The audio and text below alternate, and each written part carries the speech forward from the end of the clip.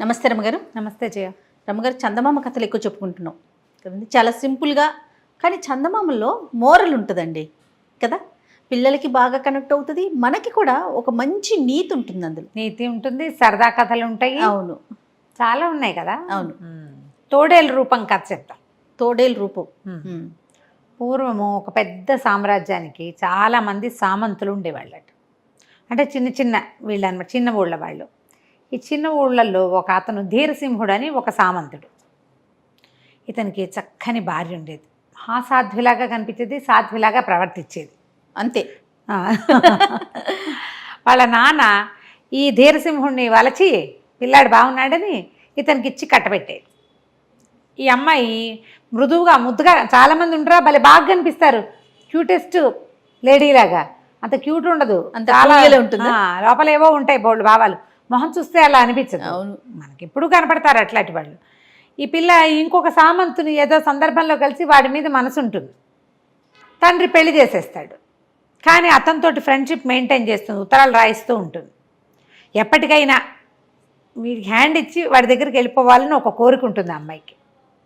ఆ కాలంలో జరిగేవట. ఎటగొట్ట వీడిని వదిలేసి వాడిని చేసుకుందాం అలాంటి ఊహ ఉండేది ఆవిడికి.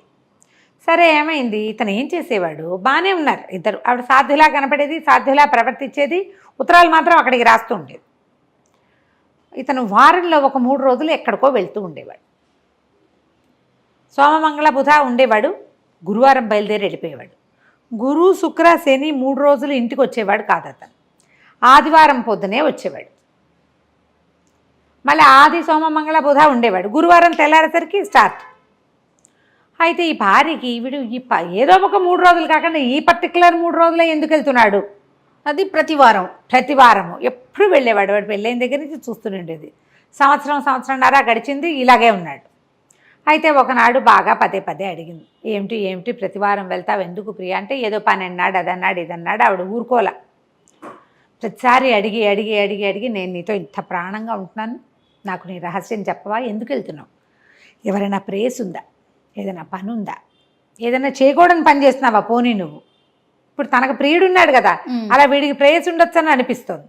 అయితే ఇతను ఏమన్నాడు, నా కర్మ, నేనేం చేయను, నేను యుక్త వయసులో ఉండగా చేసిన ఒక పొరపాటు వల్ల వారానికి 3 రోజులు నేను తోడేలు రూపం వస్తుంది నాకు, అడవిలోకి వెళ్ళిపోతా. ఆ 3 రోజులు తోడేలుగా ఉండి 4వ రోజున మనిషిగా మారి వస్తాను అని చెప్పాడు. ఆశ్చర్యపోయింది. నిజమా అంది.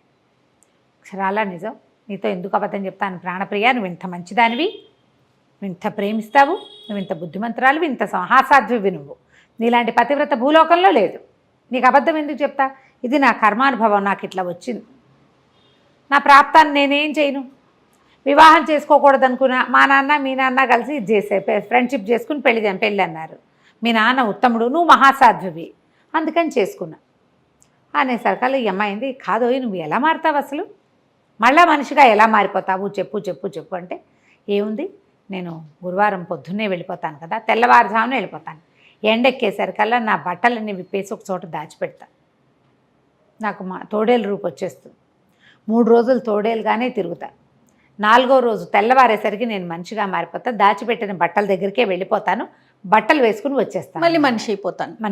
బాగుంది. 1 వారం గడిచింది, 2 వారాలు గడిచింది. ఆ బట్టలు ఎక్కడ దాచిపెడుతున్నావో, ఎవరినా ఎత్తుకుపోతే ఎలాగో, ఎవరినా తీసేస్తే ఎలాగో అంటూ ఉండేది 100 ప్రశ్నలు.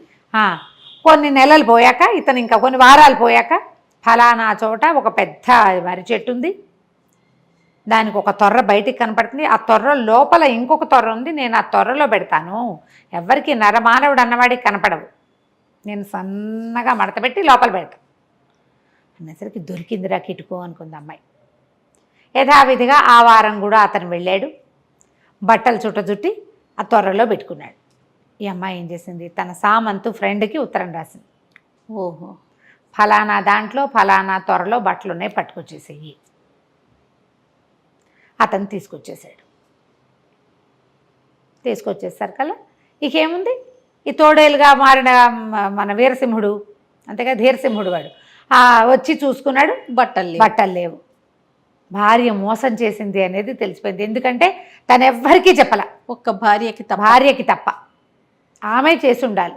అది నరమానవుడికి కనపడని గొంది ఆ లోపల ఉంటుందన్నమాట, తొర్రుండి దానికి లోపల ఇటువైపు పనిమాల ఎవరు చేయబెడతారు అందులోకి? అంతే కదా. పైగా మనుషులు ఎవరు వస్తారో తొర్రల జోలికి? జంతువులు వస్తాయి. పోనీ అవి లాగే అనుకో, ఏ జంతువో ఏ పందికొక్కో ఎలకో లాగిందనుకో, చింపి ముక్కలు చేస్తుంది కదా, అది నిశ్శబ్దంగా చుట్ట ఎట్లా పట్టుకెళ్ళిపోతుంది? అర్థమైపోయింది. ఇంకా అతను ఏమీ చేయలేక అడవిలోనే ఉండిపోయాడు. ఈవిడ ఒక 3-4 వారాలు చూస్తుంది, నా భర్త వేటకెళ్ళి తిరిగి రాలేదు అని చక్రవర్తికి అర్జీ పెట్టుకుంది. నెల గడిచిపోయింది, 2 నెలలు గడిచినాయి. 2 నెలలు గడిచిన తర్వాత నేను వివాహం చేసుకోవడానికి అనుమతి ఇవ్వవలసిందే అని మళ్ళీ రాసింది ఉత్తరం. 3 నెలలు గడిస్తే పెళ్లి చేసుకోవచ్చు. ఆ 2వ సామంతుకి ఉత్తరం రాసింది, నేను పెళ్ళికి రెడీగా ఉన్నాను, నా రాజ్యం కూడా నీదే. ఇతని ఒక చిన్న సామ్రాజ్యం ఉందిగా, చిన్న ఊరు, ఆ ఊరు కూడా అతనికి కట్టబెట్టి అతన్ని పెళ్లి చేసేసుకుంది. ఇద్దరు కలిసి ఉండేవాళ్ళు. కొంతకాలం గడిచిపోయింది, ఇట్లా సంవత్సరాలు కొంతకాలం గడిచాక ఒకనాడు రాజుగారు అడవిలోకి వేటకెళ్ళాడు. పెద్ద రాజుగారు వెళ్తే వేట కుక్కల్ని తీసుకెళ్తే ఈ కుక్కలు వాటిని చూసినప్పుడు ఈ తోడేలు గుర్తుపెట్టింది. అవి రోడ్డు మారడి తిరిగేవి కాదు, రాజుగారి కుక్క. వాటికి తెలుసు కదా, ఈ ధీరసింహుడికి రాజు అంటే చాలా ఇష్టం. ఓకే. రాజు దగ్గరికి బాగా వెళ్ళేవాడు. అతను చిన్నతనంలోనే సైన్యంలో చేరాడు, రాజుగారి దగ్గర చేరాడు. సామంతుగా తండ్రి తర్వాత తనంతట తను గుర్తింపు తెచ్చుకున్నాడు. రాజు అంటే చాలా ప్రీతి, కాస్త దగ్గరగా సమవయస్కులు వాళ్ళు. సరే, ఆ కంచి కుక్కలు పడ్డాయి తోడేలు వెనకాల. తోడేలు ముప్పు తిప్పలు పెట్టేసింది. ఒట్టి తోడేలుకి తెలియవు కిటుకులు, వీడు మనిషి తోడేలు కదా, వీడికి కిటుకులు బాగా తెలిసినాయి. అయితే ఈయనేం చేశాడు, వీళ్ళంతా మొత్తం వెళ్ళింది, సైన్యం అంతా వెళ్ళింది కదా, వేటగాళ్ళు వాళ్ళు వీళ్ళు అందరూ కలిసి తోడేలుని కార్నర్ చేశారు, కొట్టేయబోతే పరిగెత్తుకుంటూ వచ్చి ఆ తోడేలు రాజుగారి గుర్రం దగ్గర కూలబడిపోయి ఒక కాలు ఎత్తి ఆ రికాబు మీద వేసింది. ఆయన కాలు ఇట్లా గుర్రం మీద కూర్చుంటాడుగా, కాళ్ళు పెట్టుకుంటారు కింద, రికాబ్ అంటారు. గుర్రం మించి జీను మించి ఒకటి వచ్చి కిందకి పాదాలు దూర్చిపెట్టుకునేందుకు దాని మీద తన కుడికాలు ఎత్తి వేసింది. అంటే శరణు కోరుతున్నాను అనే అర్థం వచ్చేలాగా. ఆయన ఆశ్చర్యపోయాడు, ఇదేంటి తోడేలు క్రూర జంతువు, తిరగబడాలి, అది ఇలా వచ్చి నా దగ్గర ఎందుకు కూర్చుంది, పైగా ఈ కుడికాలు ఎత్తి ఎందుకు నా మీద వేసింది, దీనంగా చూస్తోందని. అరే దీనికి మంచినీళ్ళు ఇవ్వండి రా అన్నారు. ఎవరైనా దగ్గరకు వచ్చినా అదేం మాట్లాడలే.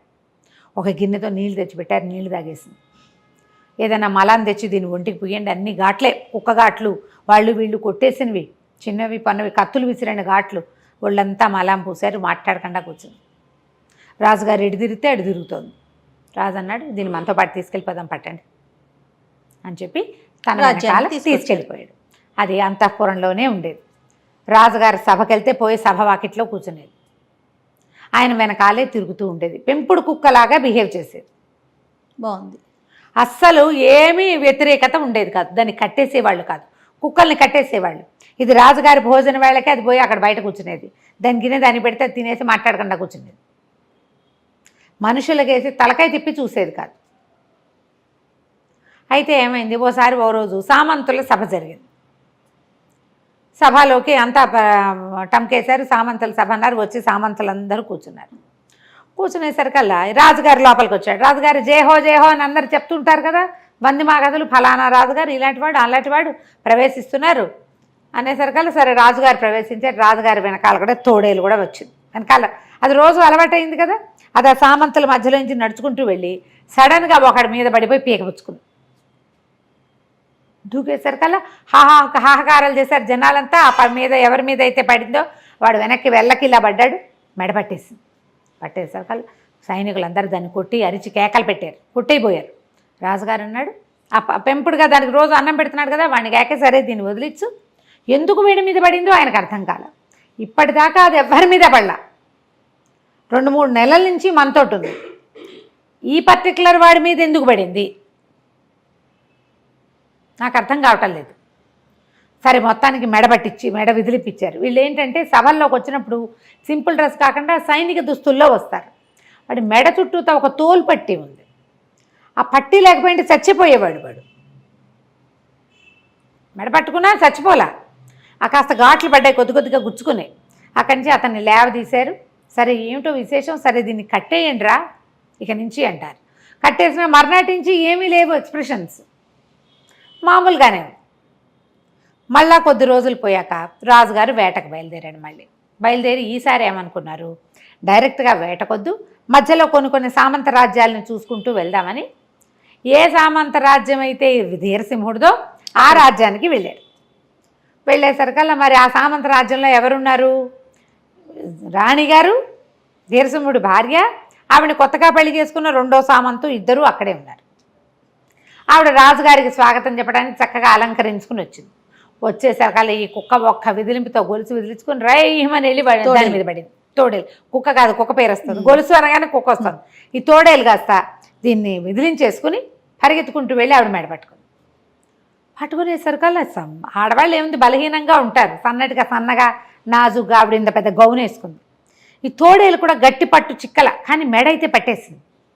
మళ్ళీ సైనికులు దాన్ని బలవంతంగా యువతలు గీడ్చారు, లేవదీస్తే అప్పుడు రాజుగారికి ఏం స్ట్రైక్ అయింది, లాస్ట్ టైం ఈ తోడేలు మెడబెట్టుకున్నవాడు ఈవిడ మొగుడు, ఈవిడ ధీరసింహుడి పెళ్ళాం. ఎందుకు తోడేలు ఇలాగా ఈవిడ మోగని కొత్తగా పెళ్లి చేసుకున్న వాడిని ఎందుకు పట్టుకుంది, ఏదో కిట్టుకుంది, ముందు వాడిని పట్టండి, దీన్ని పట్టండి, వీళ్ళిద్దరిని జైల్లో పడేయండి, వీడి సంగతి చూద్దామన్నారు. పోనీ తెలివిగల రాజు, ఆయనకి స్ట్రైక్ అయింది అనమాట. అది ఎవ్వరి మీద ఏమీ పడకుండా కుక్క పిల్లలాగా సాధ్యంతో ఆవు దూడ తిరిగినట్టు తిరిగేది వీళ్ళిద్దరి మీదే ఎందుకు పడింది, అది చంపేయాలన్నంత కసితోటి. ఏదో అరిచి పళ్ళు చూపించి బెదిరిస్తాయి తోడేళ్ళు, అంతేగాని ఒకటే ఆమాంతంగా ఒక్క దూకి పీకపరుచుకుందంటే దానికి ఎంత కచ్చగా ఉందో. ఏదో జరిగింది, ఏం జరిగింది, అక్కడి నుంచి దాసుల్ని వాళ్ళని వీళ్ళని ఎంక్వైరీ చేస్తే ధీరసింహుడు ఉండగానే ఈయన ఉత్తరాలు రాసేదండి ఈవిడ చెప్పారు. ఆయన పోయేసరికి 1-2 నెలలు తిరగగానే మరి పెళ్లి చేసుకుంది, వివాహం చేసేసుకుంది. ఆయన ఆస్తంతా ఈయన కట్టబెట్టాము, ఈవిడ మాత్రం తర్వాత వివాహం చేయలే, ఆలోచన ముందే చేసింది అనేసరికల్లా రాజుగారు 2-3 సైనికాధికారుల నుంచి ఈవిడిని ప్రశ్నించండి అనేసరికల్లా ఆవిడ బెదిరిపోతూ తోడేళ్ళని చూసేసరికి బెదిరిపోయింది, అర్థమైపోయి ఉంటుంది వీడు తన భర్తేనని. అక్కడి నుంచి బెదురుతూ చెప్పింది, మేము ఈ పని చేశాను, బట్టలు ఎక్కడున్నాయి అని అడిగాడు. ఎక్కడున్నాయంటే అక్కడే ఆ బిల్డింగ్లోనే సామాన్ల కొట్లో ఒక పాత భోషాణంలో పడేసింది, వాటిని కాల్చలా. పోనీలే, ఏ దుస్తులతోటి అతను తోడేలుగా మారాడో ఆ బట్టలు ఒక చోట ఉన్నాయి. సరే, అక్కడి నుంచి రాజుగారు ఏం చేశాడు, ఆ బట్టలు తెప్పించి తీసుకెళ్ళి అడవిలో ఏ చెట్టు తొర్రలో నుంచి తీశారో ఆ తొర్రలో పెట్టించాడు. తోడేలను వదిలిపెట్టేశాడు. వదిలిపెట్టేసరికి తోడేలు ఆదివారం పొద్దున్న దాని లెక్క అది. ఇవాళ ఇంకా బుధ గురువారాలే ఉన్నాయి. 3 రోజులు అడవంతా తిరిగి ఆదివారం నాడు పొద్దున మనిషిగా మారి ఆ బట్టలు వేసుకుని వచ్చింది. తన రాజ్యాన్ని చక్రవర్తి సామ్రాజ్యంలో కల్పేశాడు ధీరసింహుడు. నా భార్య వద్దు, నాకు సంసారం వద్దు అని రాజుగారి దగ్గరే ఉండి 3 రోజులు రాజుగారిని మామూలుగా సేవించి 4వ రోజున తోడేలు అయిపోగానే ఆయన వెనకాల కుక్కపిల్లలాగా తిరుగుతూ అక్కడే ఉండేవాడు. కథ కంచికి మనం ఇంటికి. చాలా బాగుంది, సరదాగా ఉంది కదా. అవునండి, అవును. నమస్తే. నమస్తే.